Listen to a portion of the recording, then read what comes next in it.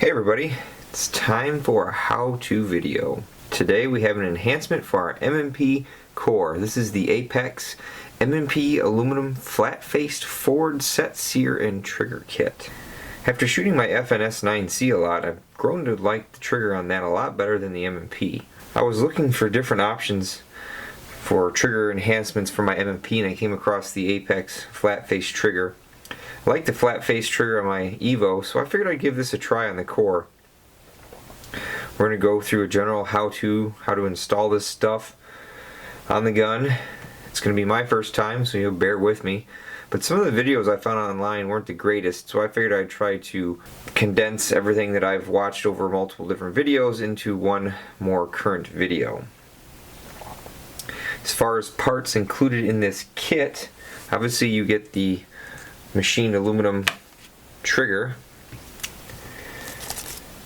You get the ultimate striker block kit that comes with a new spring and striker block and the little tool that we probably won't need for the core. You also get the forward sear. You get the whole forward spring kit here. Silver spring is 4 pounds, which is what I'll be installing. The green spring is 5 pounds. The polymer slave pin for reassembly, a Sear spring, and the little blue spring that's on that slave pin is the ram spring, which we won't be using at least in the first go around for this installation. You're going to need various punches, a little hammer, a block, and some patience to get this installed. So let's get our tools out. So we're going to check our trigger pull as is. My M&P core's probably got at least 1,200 rounds through it, so we'll just go ahead and check what the trigger pull is pre-installation.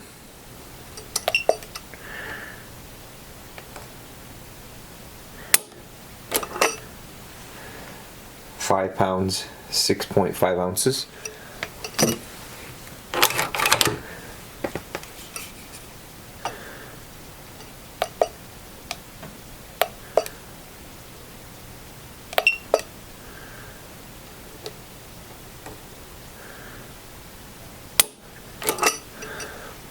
£5, 6.6 ounces again.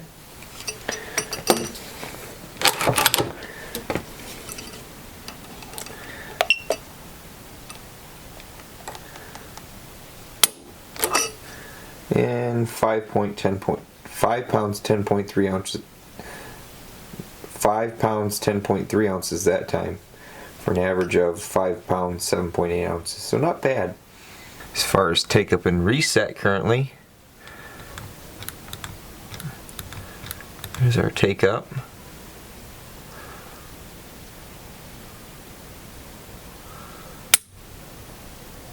Just a little bit of over travel. And our reset right about there.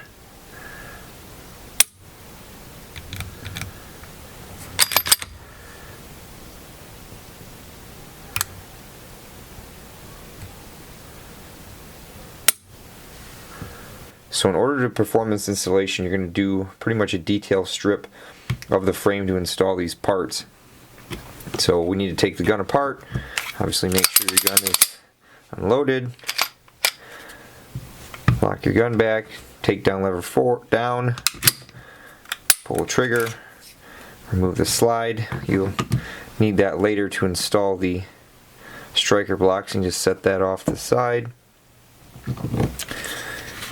You can take the takedown lever out right now if you want. You can rotate it up a little bit and wiggle it and it will come out. Set that off to the side.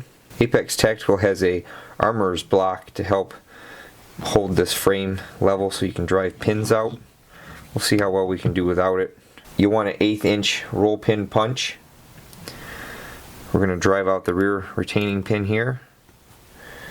Handy dandy little hammer here.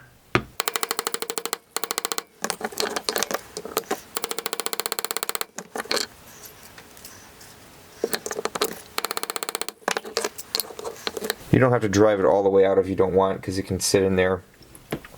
You can take a flat blade screwdriver or your punch and kind of lift up on the striker block to get it to come out.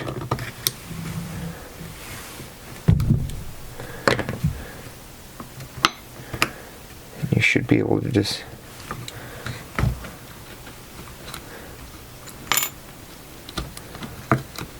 maybe.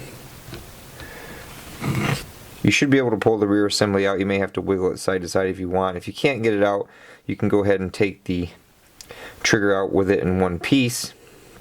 You can set that aside as well. Now we have to take the locking block out here. We need our 1/8 inch roll pin punch again. Drive the front pin all the way out. You can set that pin aside. If you do take the rear pin all the way out, it's the same size.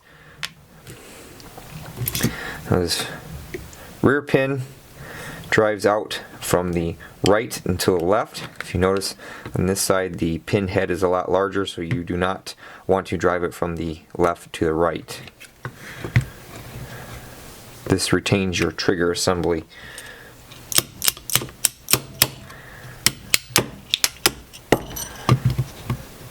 You can see there the larger head. Once you pull your roll pin punch out, you should be able to pull your locking block up and out of the way.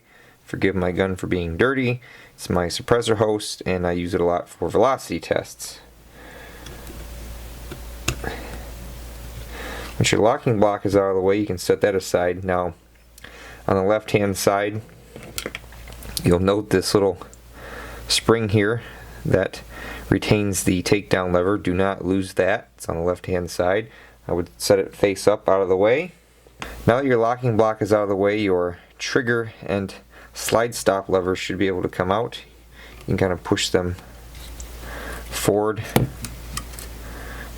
That goes there. And then you can just lift that out. There's your frame. You can clean it if you need to. Set it aside. We won't need it right this second. So we'll start with the rear assembly.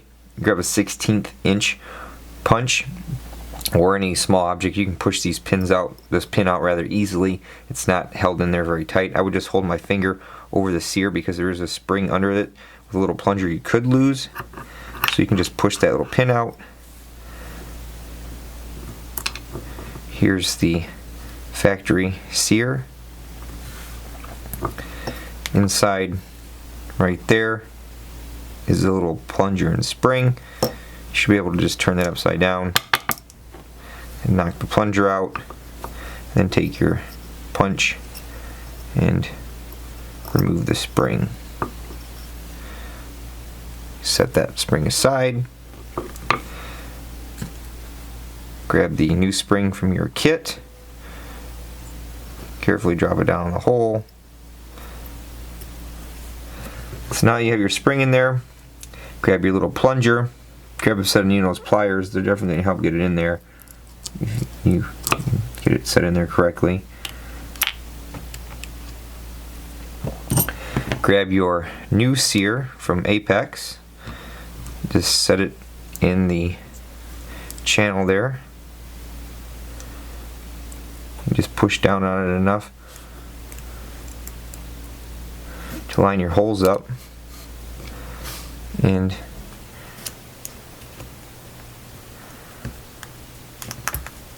reinsert your pin.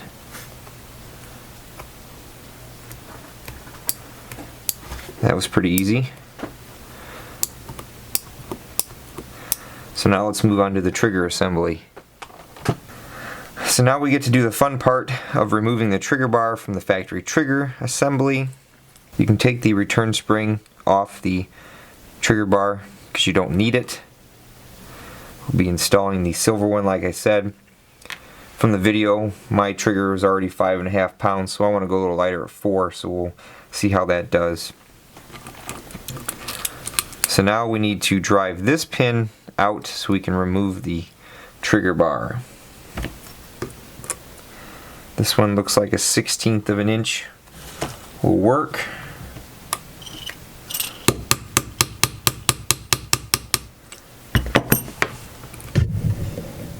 You don't have to drive it all the way out, just far enough so you can get this out. You can set this aside. So in order to reinstall the trigger bar into the new trigger, it's going to sit in the slot here, and you'll have to drive a pin through the other side to retain it. In Apex's video, they use a vise with a set of padded jaws, and they start to push the pin through and get it set, and then they finish it off with a punch and hammer. I don't want to chance it in my vise since this is aluminum, so I'm going to elevate it with a block, and I'm going to start trying to get it set so I can retain it and then finish driving it in there. I would use a bigger punch than the pin, so because we're not trying to drive the pin through, we're trying to drive it flush.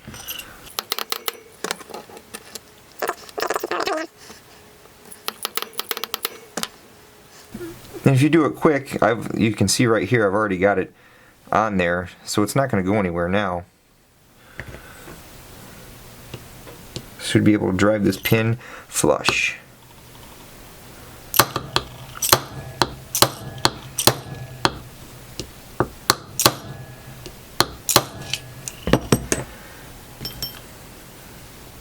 Use a smaller punch just to make sure we don't damage the surface of the trigger.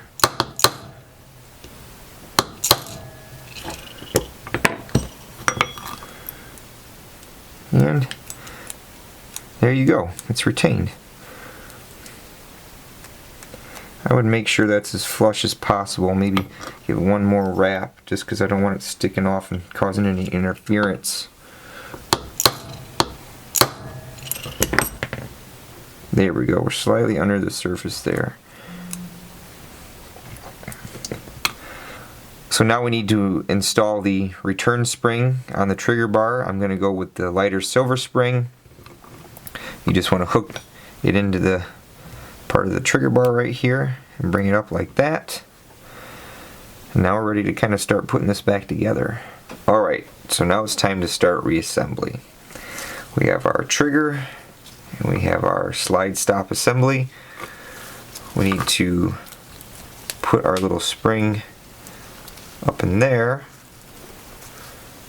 so you can just rotate the trigger bar up so your spring loop is in there. Slip your little slide release over this assembly.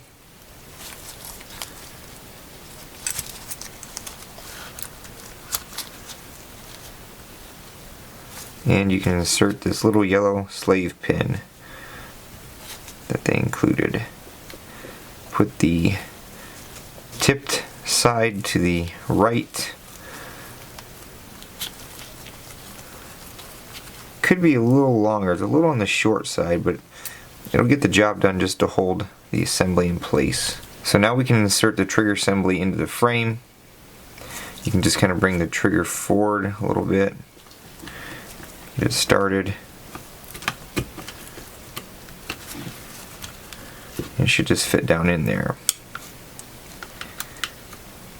Now we can take our locking block, again make sure your little paper clip spring is in there. I insert it kind of like this so that spring gets caught. So you don't want to lose that little spring.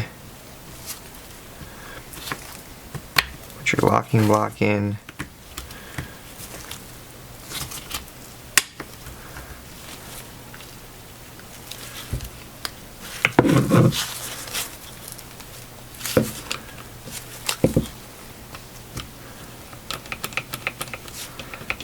Do a little quick function check. It seems to be operating.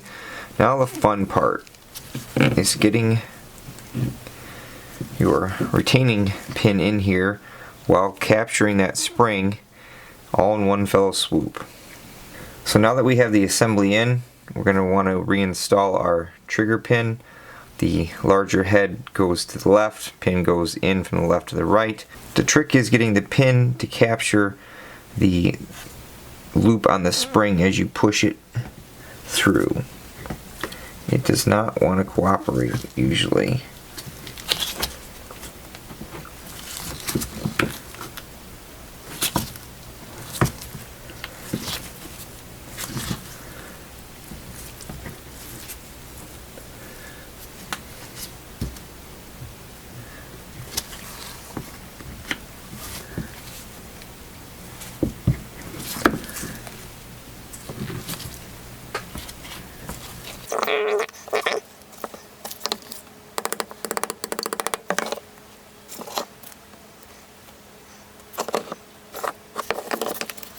So if you pop the little slave pin out and your trigger loop falls back, I take a smaller punch.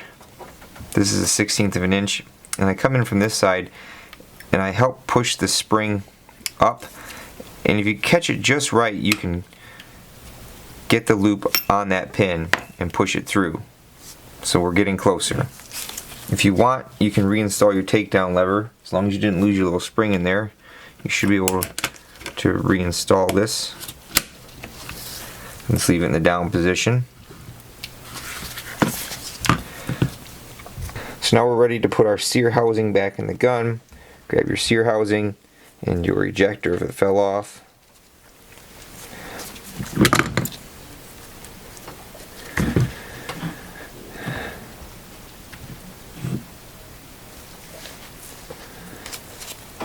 Your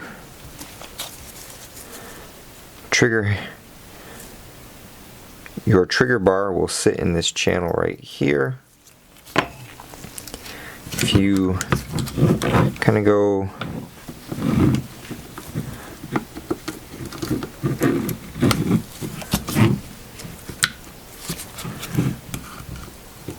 up on an angle right there, get in that channel.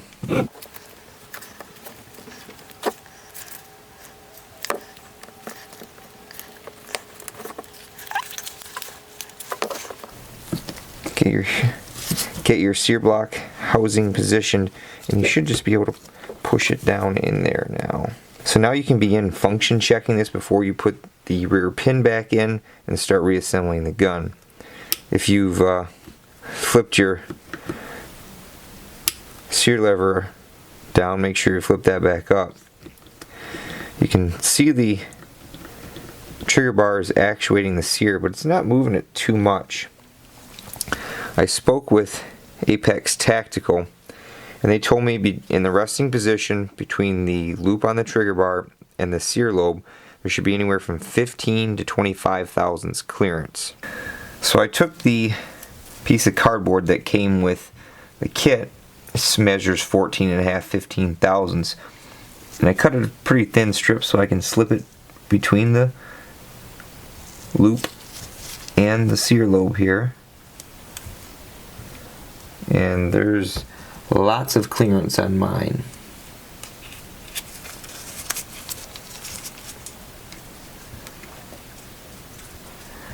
So that means we have to spread the trigger loop a little bit, so that means we have to take the rear Sear block out again. So I'm measuring the clearance on that loop right now, and I've got about 16 thousandths. It's better to go a little at a time than a lot. So you take a flat blade screwdriver, put it in the loop, and just go counterclockwise a little bit. I'm going to add 5 thousandths and see where that gets me. So my 22 thousandths fits in there. 6 thousandths, sorry. 22 thousandths fits in there pretty good. So let's reinsert the Sear block and check clearance.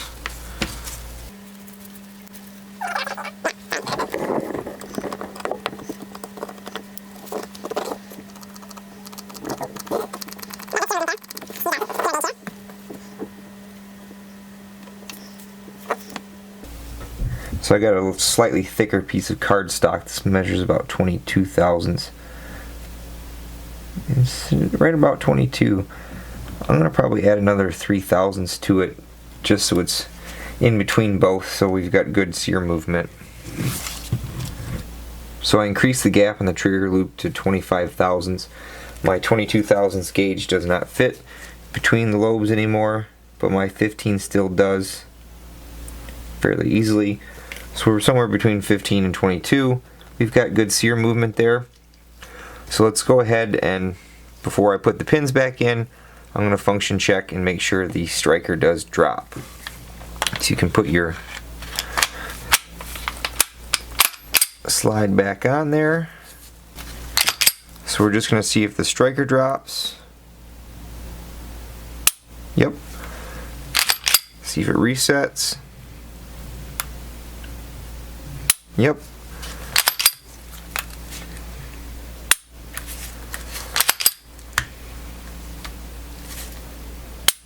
Alright, so it looks like we can take the slide off and put the pins back in the frame.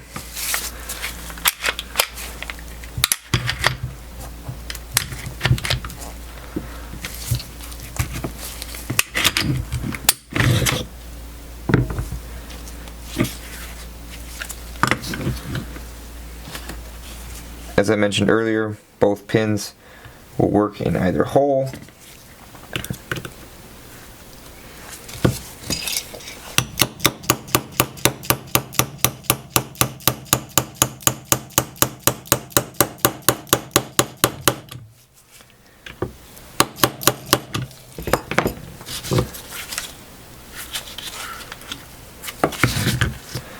Doesn't matter which way you drive these in.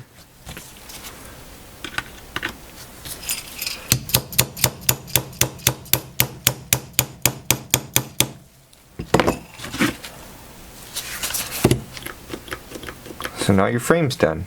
Now let's do the striker block.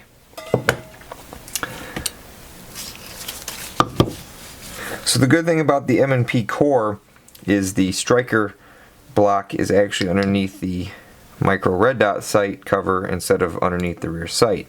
So if you don't have a core, you're going to have to drift the sight off in order to install this striker block. This is a 5/64 Allen wrench.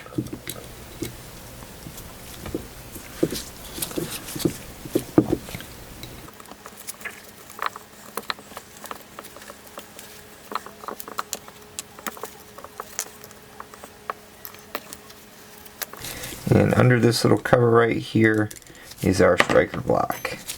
The Allen wrench that you'll need is 50 thousandths to get this little guy out.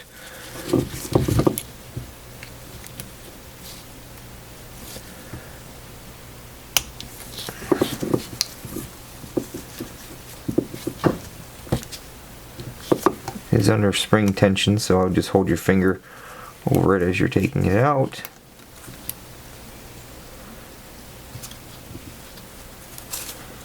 You can take this little spring off. Set it aside because you got a new one. You can turn your slide over and push your striker block out.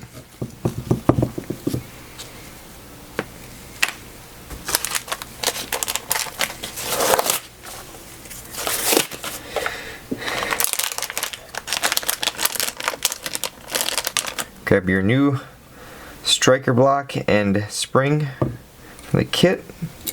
Drop the striker block in there. There's a little protrusion for the spring to sit on. Sit on there like that. Put it back in the slide.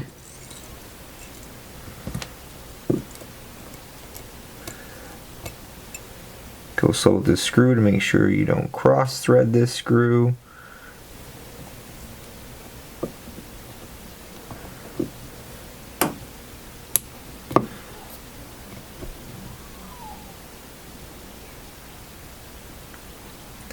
Get it nice and snug. And now we can put our red dot back on, or for me who doesn't have a red dot, you can put the cover back on. Alright, now we can put the gun back together, do a final function check, test our trigger pull, and we can go fire it. The only spring we did not use in this kit today was the blue spring, which is the reset assist mechanism spring, the little ram as they call it, that goes in the Sear housing back there. We're going to try it without, and then if I don't really like the trigger without the audible and tactile reset, we'll go ahead and purchase that and install it. But now we can put the slide back on the frame.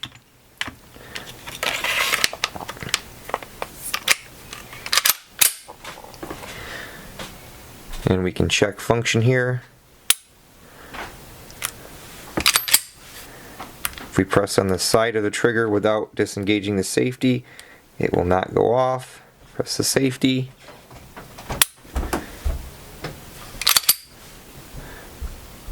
Reset. Let's put it in the vise and check the pull. So now we're going to check our trigger pull.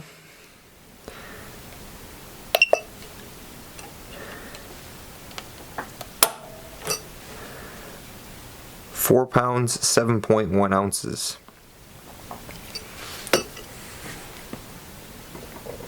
Hope I wouldn't lock the frame in the gun.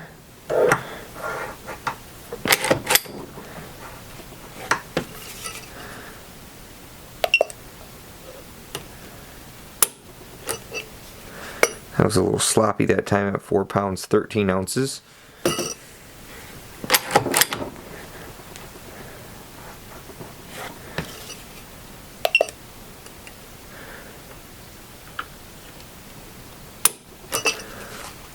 £4, 4.9 ounces.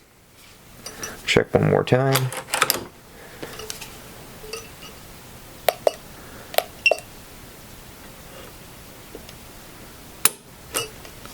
£4, 10 ounces. So basically a pound reduction in trigger pull over what was already in there. 4 pounds, 8.9 ounces. That's not bad. So let's take a look at the reset and everything against the wall. Alright, so we'll check the travel on this here.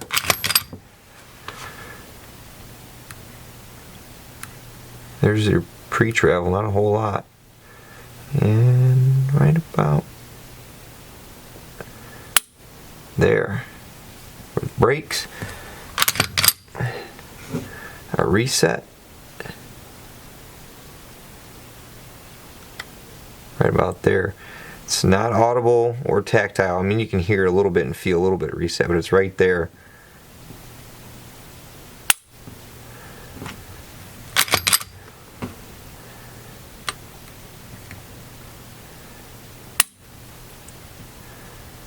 Definitely think I like that a lot better. Let's head out to the range and take a few shots and see how it goes.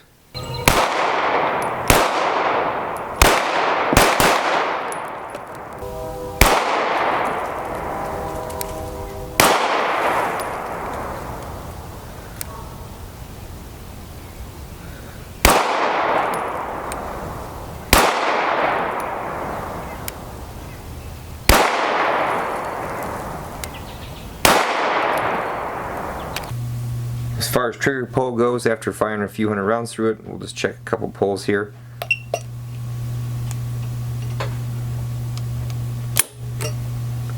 Right at 5 pounds.